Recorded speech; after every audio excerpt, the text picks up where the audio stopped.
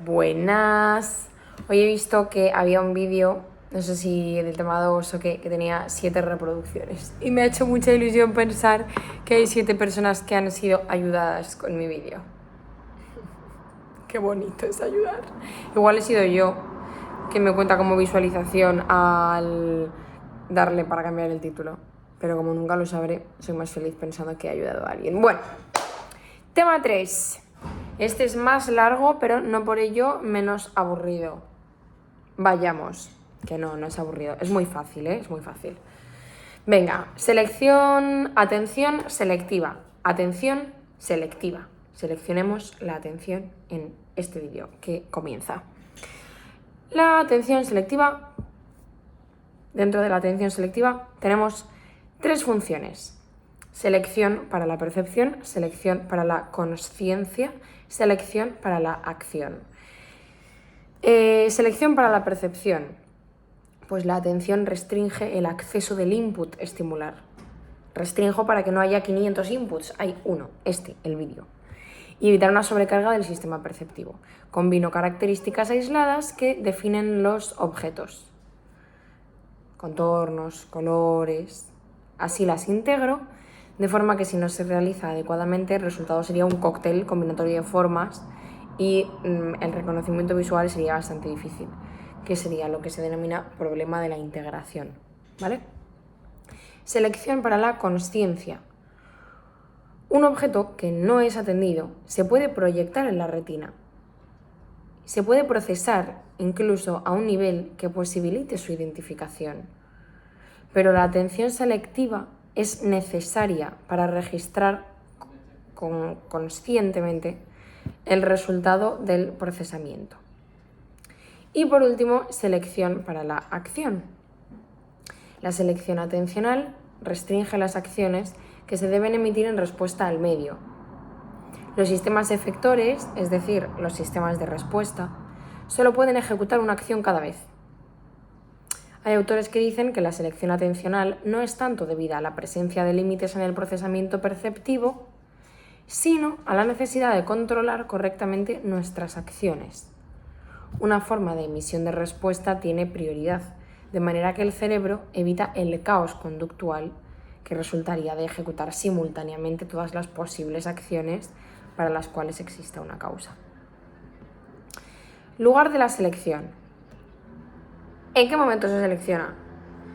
Debate temprano-tardío. ¿En qué momento selecciono la información para integrarla, para reconocerla, para todo esto? Vale. El procesamiento de la información se inicia extrayendo las características visuales básicas.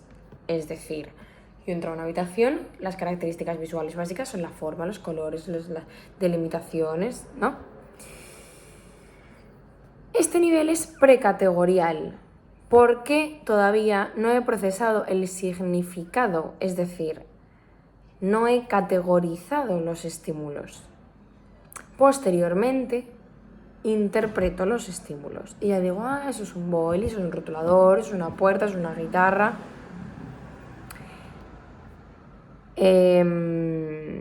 Y este procesamiento ya sería un procesamiento semántico o un procesamiento postcategorial.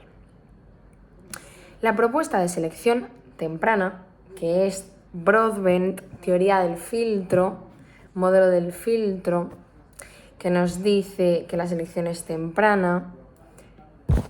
A ver, esto está aquí fatal colocado, se me va a caer un montón.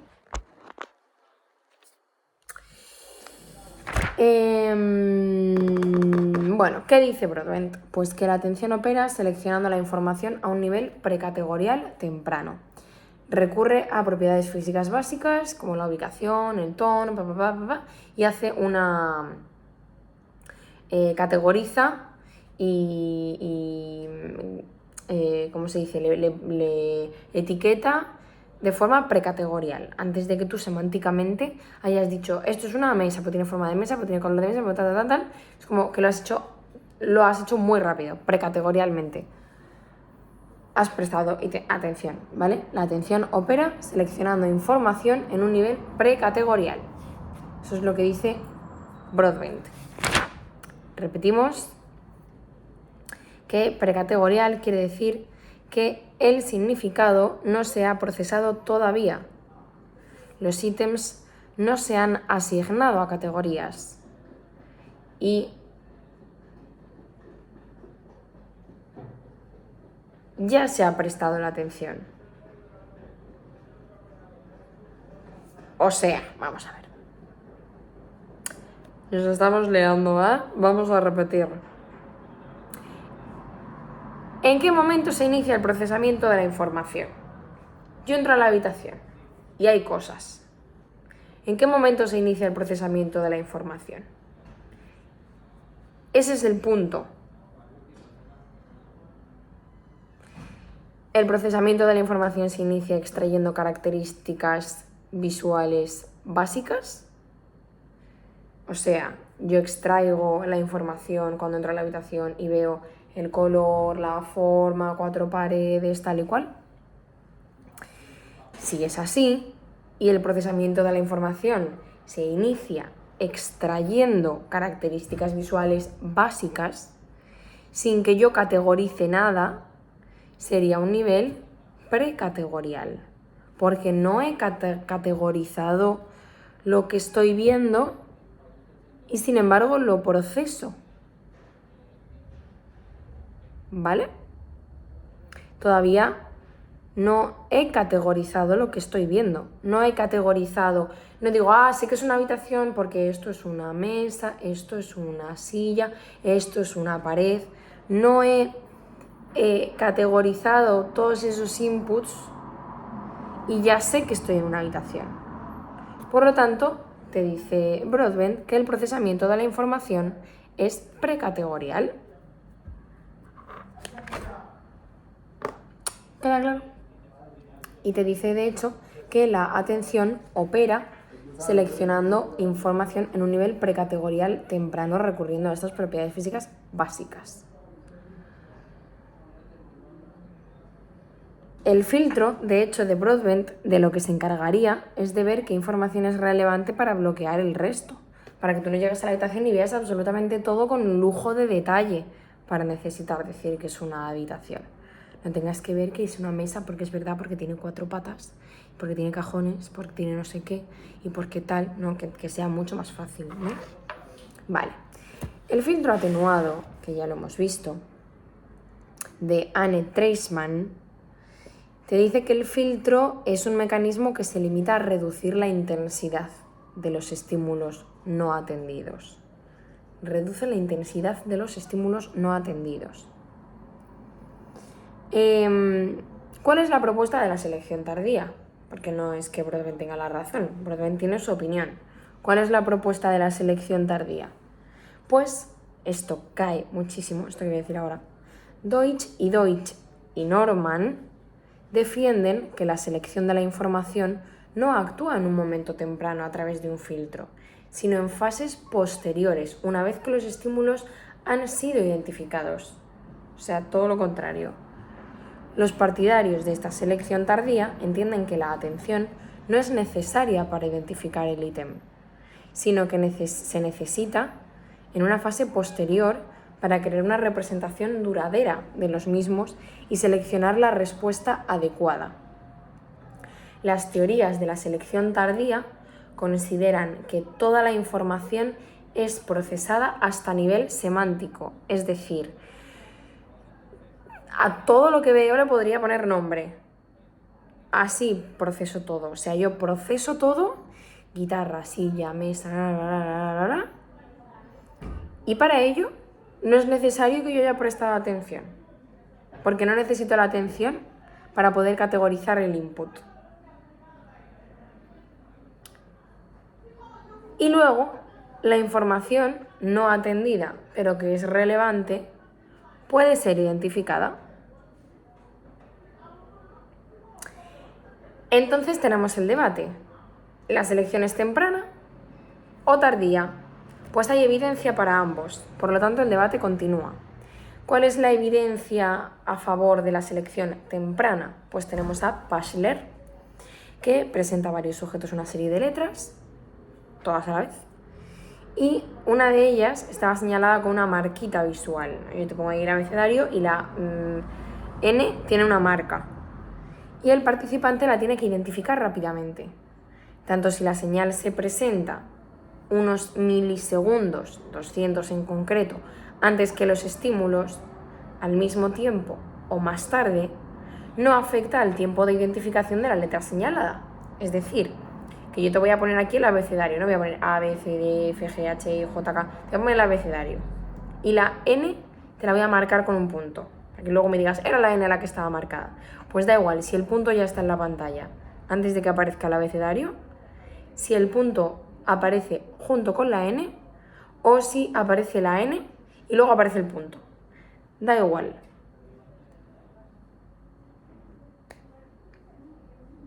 Porque no afecta al tiempo de identificación de la letra señalada.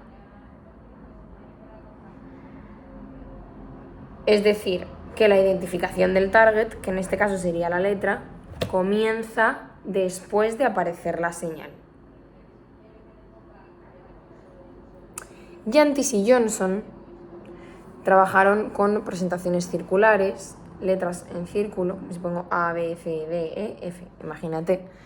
Trabajaron con presentaciones circulares en las que se solicita a los sujetos que dirijan la atención a la posición señalizada por una línea, para indicar si en la línea hay una letra o no hay una letra, en concreto.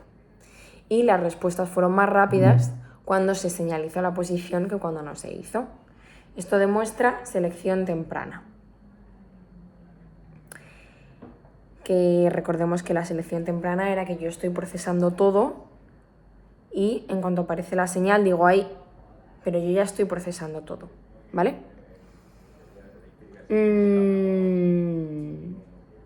¿Cuál es la evidencia favorable a la selección tardía?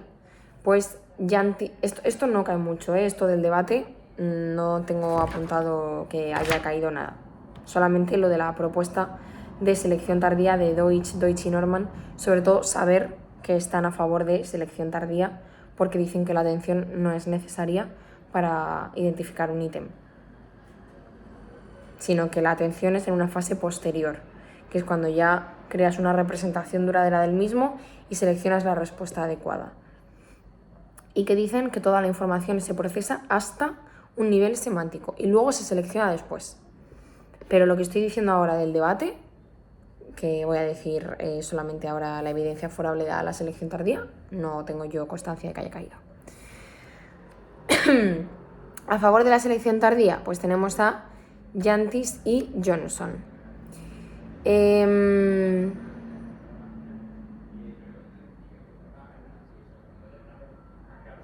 I have a problem. Porque tengo puesto evidencia favorable a la selección tardía. Los resultados de Yantis y Johnson son coherentes con la selección temprana. Ok. Ya que se precisa atención para seleccionar el estímulo e identificarlo posteriormente.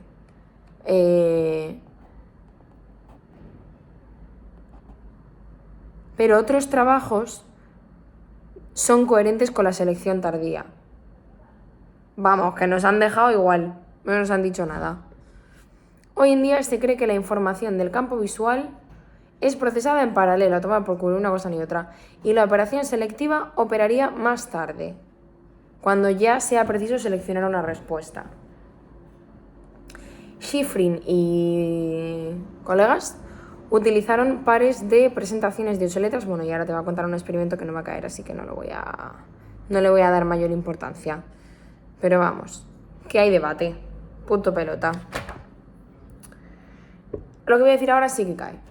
La selección temprana es apropiada cuando la presentación estimular disponga de una alta carga perceptiva.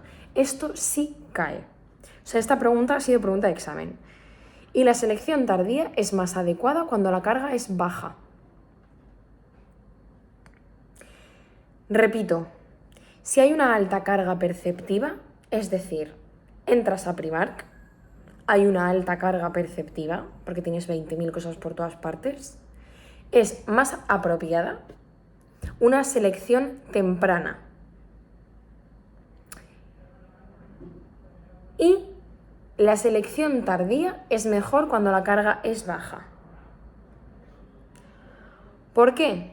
Porque si hay una alta carga perceptiva y yo tengo una selección temprana, evito interferencia de múltiples estímulos, porque selecciono de forma temprana antes de tener que categorizar todo. Antes de eso ya hay una selección. Y así evito la interferencia ocasionada porque hay muchísimos estímulos. Y la selección tardía es adecuada cuando la carga es baja. ¿Por qué? Porque como la carga es baja, yo puedo procesar sin restricción y sin interferencias todos los ítems para posteriormente seleccionar aquellos que me interesan y ya hacerlos accesibles a la consciencia. Carga perceptiva nos referimos a complejidad visual de una presentación estimular, ¿vale? Vale, recordemos que cuando la carga perceptiva es alta, P1 y N1, que lo hablamos de los potenciales evocados, que son ERP, pues carga perceptiva alta, se observan amplitudes de P1 y N1. Carga perceptiva alta, N1 y P1. Nada más. Y además sabemos que P1 y N1 venía con selección temprana. Perfecto. Pues ya está. Siguiente cosa. Metáfora del foco atencional. Si yo estoy poniendo el foco en una... imaginemos que yo pongo un círculo de letras, como el pasapalabra, A, B, C, D, F, G. Si yo tengo el foco puesto en una letra, ¿vale? Os voy a poner el dibujo. Esto es lo que tenéis que tener en mente. Este circulito. ¡Oh! Si yo tengo el foco puesto en una letra, que es lo que diríamos foco estrecho, foco porque estoy en una letra nada más mirando, los tiempos de respuesta van a ser más rápidos que si no lo tengo. Si además tengo el círculo aquí, yo tengo el foco en medio, imagínate, y el target me aparece en la periferia, el target me aparece en una posición muy lejos, pues obviamente voy a tardar más en contestar. Sin embargo, si el foco no lo tengo puesto a una cosa, a un en el centro, un punto en concreto del centro, sino que el foco lo tengo puesto a lo grande, no voy a tardar tanto si me pones el target, si me pones la señal en la periferia, porque no estoy mirando al medio. Esto es de cajón de madera de pino, ¿no? Bueno, voy a leer no obstante lo que pone. La verge, no sé cómo se dice, presenta a varios sujetos palabras de 5 letras. Así, siempre con un experimento queda un poco más claro, como con el ejemplito. Presenta a varios sujetos palabras de 5 letras y estos tienen que focalizar su atención sobre la letra central, ¿vale? Yo te pongo 5 palabras, o sea, te pongo palabras de 5 letras. Pues te pongo cajón, te pongo planta. Bueno, ahí me sobra una letra. Bueno, da igual, te pongo palabras con 5 letras. Me voy a entretener en pensar palabras de 5 letras. Queda claro, ¿no? Te pongo palabras de 5 letras. Y tengo que focalizar la atención sobre la letra central. Otro grupo tiene que focalizar la atención sobre la palabra entera. Cajón. Pues tú sobre la N. No, la N está de un lado. Tú sobre la J. Este grupo tiene que poner la atención en la J. Ponen cajón y tú ahí mirando la J. Y este grupo tiene que mirar la palabra entera. Cajón, así, mirarla entera. ¿Vale? Pues la Verge descubrió que los tiempos de respuesta ante el objetivo dependen de cómo se esté focalizando la atención. Si yo estoy mirando la letra central, foco estrecho, el tiempo de respuesta es más rápido, si te pregunto esa letra, que si aparece o sea, vamos a ver, los tiempos de respuesta van a ser más rápidos siempre y cuando la letra señalizada sea la del medio y tú estés mirando al medio. Porque el foco está en el medio y yo te señalizo el medio, pues si yo estoy mirando para allá y justo se cae un libro enfrente y yo estoy mirando al frente y se cae un libro enfrente, pues lo voy a ver antes que si el libro se me cae aquí. Lógico. Pero si yo estoy mirando la habitación entera y el libro se cae ahí, pues voy a tardar más en darme cuenta de que el libro se ha caído ahí porque estoy mirando a todo. Pero voy a tardar menos en darme cuenta de que el libro se ha caído ahí mirando a todo que si estoy mirando así. ¿Se entiende, no? O sea, es bastante lógico. Parece que me estoy enfadando. Vale, los tiempos de respuesta ante el objetivo serían más rápidos si el objetivo aparece en la posición central, que es a donde están mirando. Mientras que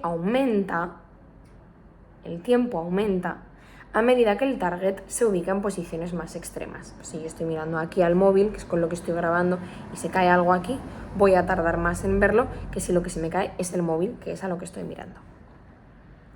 Pero si la atención la estoy focalizando en la palabra entera, y yo estoy mirando así, todo, la posición era más irrelevante. Los tiempos de respuesta eran más semejantes. ¿Ok? Y luego, por otra parte, si el área atendida es estrecha, la atención se concentra y actúa más eficazmente, que también es bastante lógico. Vale, desplazando el foco atencional. El tiempo necesario para focalizar la atención en una localización señalada se incrementa conforme lo hace la excentricidad. La excentricidad se refiere a la separación en grados del ángulo visual entre dos puntos del espacio respecto al ojo.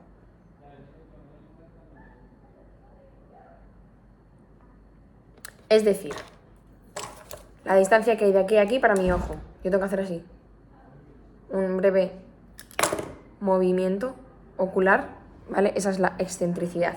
La separación en grados del ángulo visual entre dos puntos del espacio respecto al ojo. Creo que es eso. Entonces, el tiempo necesario para focalizar la atención en una localización señalada se incrementa conforme lo hace la excentricidad, que sería que hay mayor separación en grados del ángulo visual entre dos puntos del espacio respecto al ojo. Se incrementa conforme lo hace la excentricidad del estímulo, es decir, a mayor distancia respecto al punto de fijación central, mayor tiempo de respuesta. Vamos, lo que acabo de decir, es que es otra vez lo mismo. También hay gente que dice que esto no es por esto, sino porque la información que está en la periferia visual pues tarda más tiempo en procesarse, porque el procesamiento de la periferia es más precario. Y luego hay trabajos que te dicen que la atención se puede desplazar con igual rapidez hacia una posición alejada 2 grados como hacia una que está alejada 10 grados. O sea que tarda lo mismo en hacer así que en hacer así. Pues ok. El tiempo que ocupa desplazar la atención parece ser independiente de la distancia recorrida. Porque no se da así la atención, sino que es como a saltitos, de posición a otra. Vale, foco atencional y naturaleza de las regiones espaciales. Paradigma de detección de puntos. Pregunta de examen. Se demostró que los tiempos más rápidos de detección del punto se obtuvieron cuando éste aparecía en la zona atendida correspondiente con la posición del target. RGR lo mismo.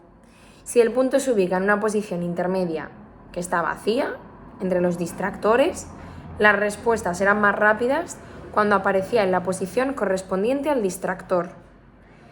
Esto sugiere que las posiciones de los dígitos distractores fueron inhibidas activamente. Las respuestas al punto en posiciones vacías adyacentes al target fueron más rápidas que las emitidas ante posiciones vacías alejadas del target. ¿Qué quiere decir esto?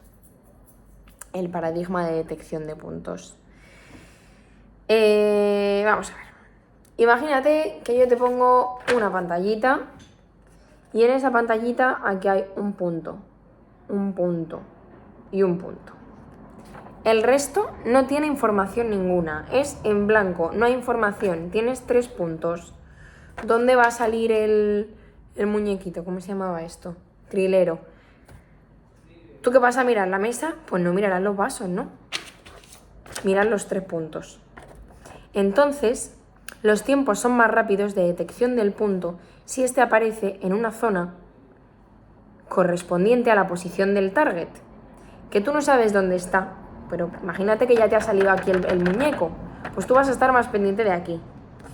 Pero sea como sea, tú vas a estar pendiente de los 3 vasos, no vas a estar pendiente de que vaya a salir aquí algo, que aquí no hay nada, ¿no? Vale.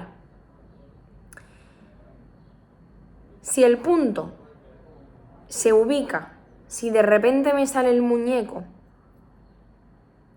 en una posición intermedia entre distractores, si yo hago así con los 3 pasos y de repente el muñeco me aparece aquí, que aquí no hay ni vaso ni hay nada, pues voy a tardar más en verlo, porque es una posición vacía, es una posición en la que ahí no hay nada, no hay punto, no hay target, no hay distractor, no hay nada.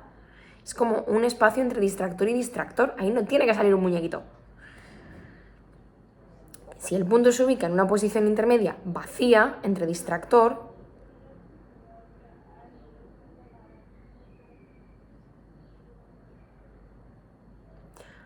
obviamente voy a tardar más que si me aparece el punto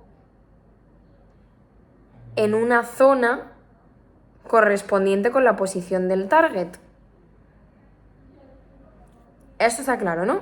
Los tiempos más rápidos de detección del punto se obtienen cuando el punto aparece en la zona atendida con la posición del target. Si me aparece el muñeco en el vaso que estoy mirando, voy a hacer así más rápido. Hasta ahí está claro. Si el muñeco me aparece en un espacio vacío, voy a tardar más en detectarlo. Pero si el espacio vacío está cerca del target, si yo estoy con los vasos, el target está ahí, yo estoy ahí con la mirada en el vaso y el muñeco no me aparece en el vaso, pero me aparece al lado, que es un punto vacío que yo no tendría ni que mirar porque no puede aparecer de ahí, tiene que aparecer del vaso, pero me aparece al lado, va a ser más rápido que si me aparece a tomar por culo, ¿no? Lo tengo al lado, entonces va a ser más rápido si está adyacente al target que si está lejos. Aunque obviamente va a ser más lento que si lo saco del vaso, que es el target. Y si me lo pones el punto en un distractor, yo voy a hacer una inhibición consciente. Entonces voy a tardar más todavía. Según esto, literalmente. Las posiciones de los dígitos distractores fueron inhibidas activamente. Las respuestas al punto en posiciones vacías adyacentes al target son más rápidas que las emitidas ante posiciones vacías alejadas al target. Obviamente, cuanto más lejos del target, más voy a tardar.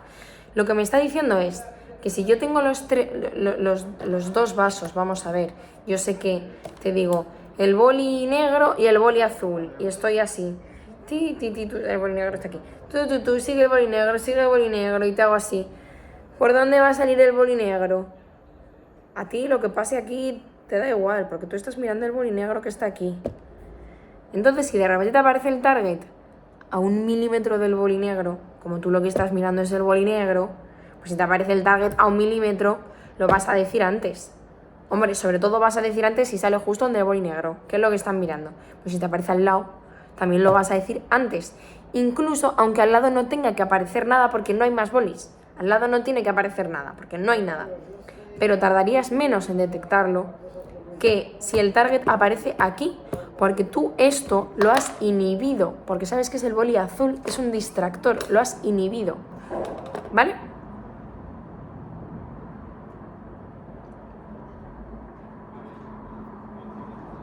La posición del dígito distractor la inhibo activamente y la respuesta al punto en una posición vacía adyacente al target es más rápida que la emitida en una posición vacía alejada del target. Está claro, perfecto. Sí, viéndolo así, la atención operaría sobre los objetos siempre que atendamos la atención como un foco. Atendería sobre los objetos. Que bueno, ya veremos si la orientación, o sea, si la atención opera sobre los objetos o opera sobre el espacio. Pero bueno, si la entendemos como un foco, la atención operaría sobre los objetos. Objeto, foco. Pregunta de examen. La metáfora del gradiente atencional. Esta metáfora nos dice que la atención es una especie de gradiente de recursos que se distribuyen a lo largo de una región del espacio. El gradiente variará en tamaño, de manera que los recursos serán más abundantes y en el centro y disminuirán hacia la periferia. Tal metáfora es adecuada para explicar de qué manera afecta el hecho de haber atendido a localizaciones previas, al contrario que la del foco. Todo el rato además se va a contradecir, te dice una teoría, tú clarísimamente a tope con la teoría y de repente viene otra teoría y te dice no, que la teoría de antes no vale de nada, pero bueno. Pues la metáfora del gradiente atencional, sobre todo esta frase que cae en el examen, esta metáfora, la del gradiente atencional, es adecuada para explicar de qué manera afecta el hecho de haber atendido a localizaciones previas, al contrario que la del foco. Un ejemplo.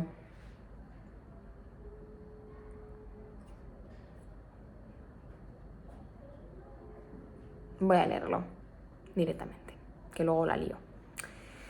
Laverg, Carlson, Williams y Baney indican a los sujetos en un primer ensayo que identifiquen una letra target que aparece en cualquier posición y que ignoren el resto.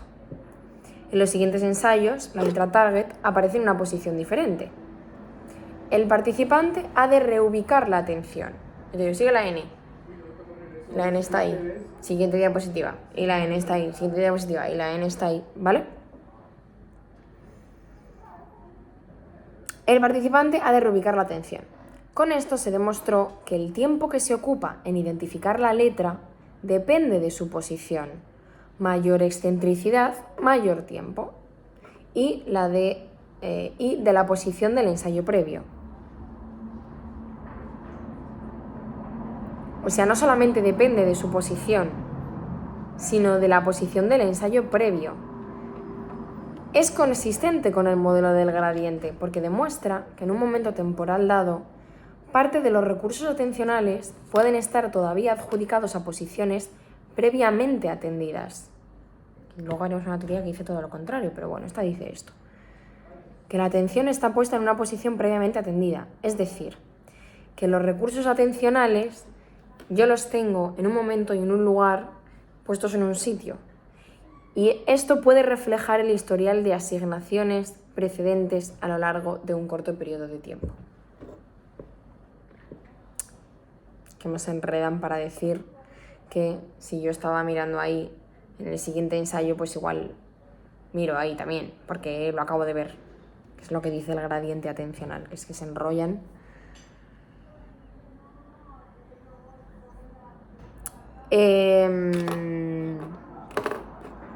¿Qué más? El control atencional del córtex frontal, esto tampoco cae, pero bueno.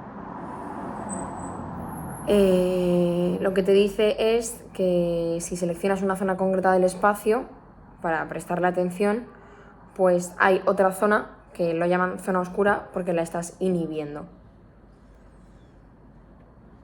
Y entonces los inputs de esa zona pues tienen menos fuerza.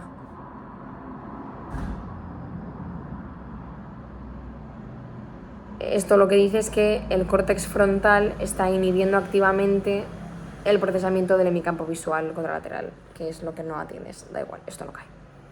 Orientación abierta y encubierta. Abierta. Órganos sensoriales se dirigen al atendido. Tú me estás hablando, yo te estoy mirando a ti, te estoy atendiendo a ti, te estoy escuchando a ti, mi atención está para ti, es cubierta. Encubierta, te estoy mirando a ti, parece que te estoy escuchando a ti, pero en realidad yo estoy pendiente de la conversación de atrás. Eso es la encubierta.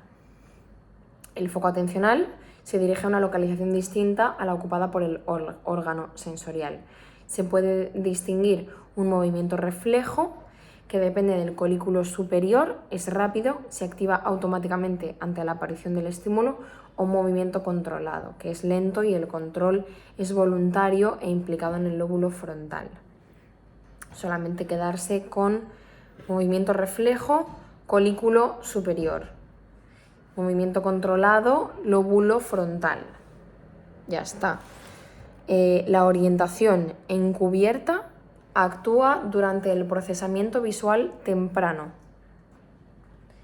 es decir, P1, que recordamos que P1 es el componente vinculado al procesamiento visual temprano. Orientación encubierta actúa durante el procesamiento visual temprano. P1. Y hemos dicho antes algo del P1 también, que se observa en cargas perceptivas altas. Es decir, P1 en carga perceptiva alta y en orientación encubierta. Muy bien. Y orientación encubierta, procesamiento visual temprano. Además,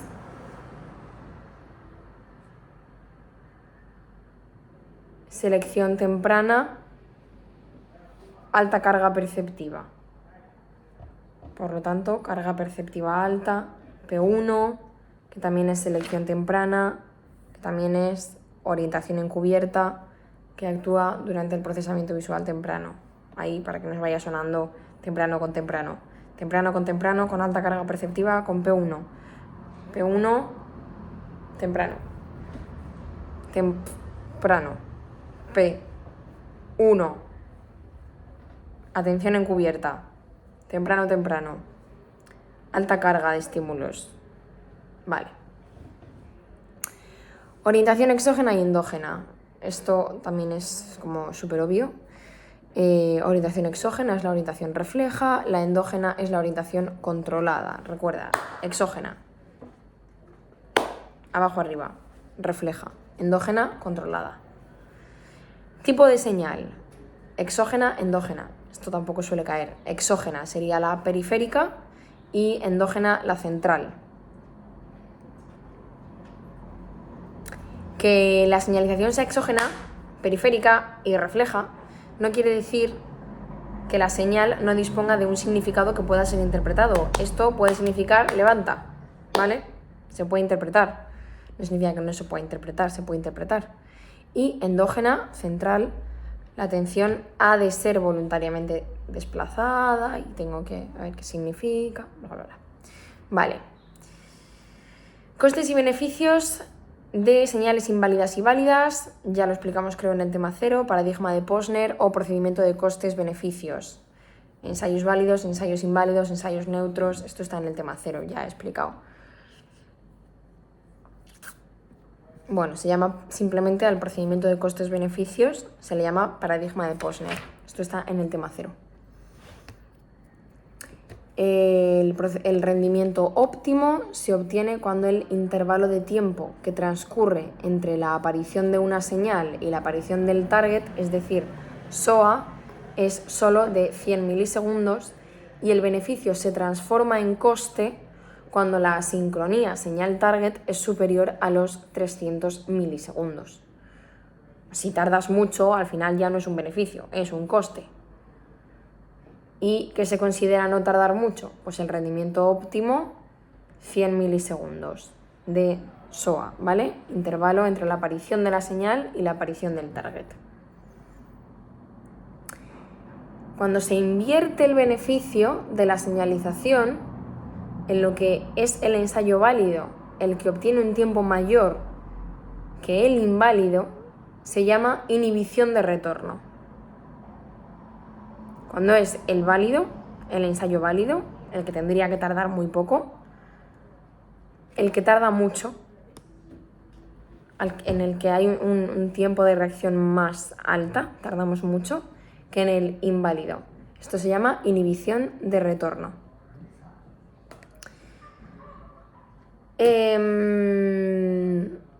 Saber también que con esto mismo de P1, otra vez un poco lo mismo, que el efecto de las señales exógenas y endógenas se produce en estadios tempranos del procesamiento estimular, que ya lo hemos dicho, temprano, P1, temprano, procesamiento temprano, selección temprana, estadio temprano del procesamiento estimular, te dice que es para las señales exógenas y para las endógenas, P1, y recordamos que además, junto con el N1, sería una alta carga perceptiva.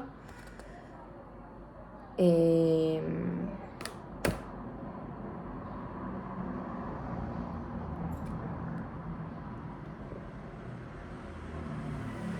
más? Que el control exógeno, es decir, abajo arriba, ejercido por una señal periférica, puede ser modulado por el control endógeno. Yo puedo controlar, vale, ok, ya está. Es que esto es como todo el rato, o sea, aquí tengo súper poco subrayado porque es todo bastante obvio, ¿vale? Lo que favorece, cosas que tengo subrayadas porque esto es muy, muy básico, muy fácil, y así para hacerlo resumido que no sea tan pesado, lo que favorece la hipótesis de que la atención selectiva se dirige más eficazmente hacia el espacio que hacia la forma o la identidad de un objeto, ¿vale? ¿Qué es lo que favorece? Pues una que he soltado así, esto no tiene ningún sentido. La atención orientada al espacio versus atención orientada al objeto. ¿Cuál es el experimento? Pues Posner le pide a varios sujetos que indiquen si una letra aparece a la derecha o a la izquierda de un punto de fijación. Te pongo un punto, la letra aparece a la derecha o a la izquierda. Con anterioridad, una señal en el centro de la pantalla indicaba o bien la identidad de la letra, te va a aparecer una C, o bien la localización, te va a aparecer a la derecha, o ambos o ninguno. Tras de 800 a 1200 milisegundos de la desaparición de la señal, es o la flecha o la B, o qué letra va a aparecer o tal y cual, desaparece la señal y entonces aparece el target. Y en este experimento solo se descubrieron efectos de la señalización sobre la localización espacial. Cuando la dirección de la flecha fue válida, las respuestas fueron más rápidas. Fue intermedia cuando se usó una cruz, que no informaba, y fue lenta cuando apuntabas a la localización contraria. Pero en ningún caso apareció un efecto por señalizar la identidad de la letra. Así se demostraba que el control atencional ejercido por una señal previa actuaba exclusivamente sobre localizaciones espaciales, pero no sobre otras propiedades. Frase: lo que favorece la hipótesis de que la atención selectiva se dirige más eficazmente hacia el espacio que hacia la forma o la identidad de un objeto. Entonces parece que la atención es más espacial que dirigida al objeto, pero bueno, esto es un debate. También hay autores que dicen que el espacio influye sobre la selección de propiedades no espaciales y que el incremento del P1 es mayor cuando el proof aparece en la posición del target.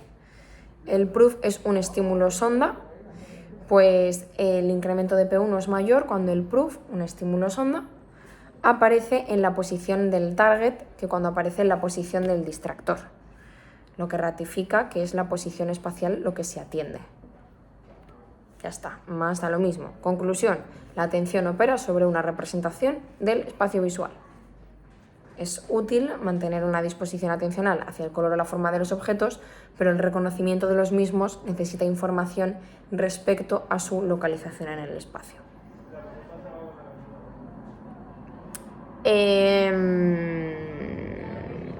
Ahora nos vamos hacia los objetos. Acabamos de defender que la atención...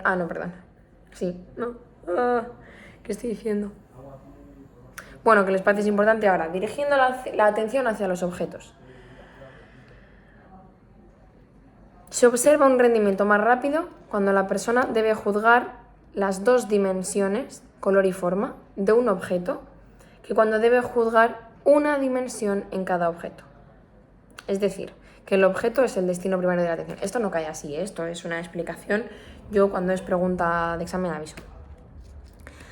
En estos temas que las tengo apuntadas, luego no las tengo apuntadas. Atención hacia el... O sea, en temas más adelante no tengo apuntado. Esto cayó, en esta sí, porque era muy aplicada yo al principio de la asignatura. Atención hacia el objeto durante el procesamiento visual temprano. Se dice, pregunta de examen, que la atención puede operar directamente incluso sobre formas de objetos generadas en momentos tempranos del procesamiento visual. El campo visual se segmentaría preatencionalmente según proximidad, semejanza o movimiento, que es el principio de agrupación de la Gestalt. Y luego la atención focal se utiliza para analizar formas en más detalle. Pero, pues los que defienden la atención hacia el objeto dicen que la atención hacia el objeto se hace durante un procesamiento visual temprano y que la atención puede operar directamente incluso sobre la forma en un momento temprano del procesamiento visual. Por lo tanto, preatencional. ¿Qué más? Ahora, la verdad es que lo que hay está con muchas fotos y no sé muy bien cómo plantearlo, porque son muchas fotos.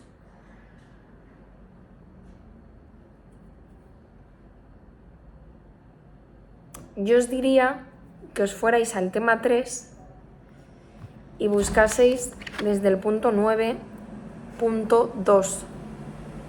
El punto 9 es atención orientada al espacio versus atención orientada al objeto. El 9.2 es, o sea, el 9.1 es el del espacio, el que hemos dicho de la hipótesis de que la atención se dirige más eficazmente hacia el espacio que hacia la forma, por el experimento de la flecha. Luego tenemos el 9.2, que se basa en el objeto,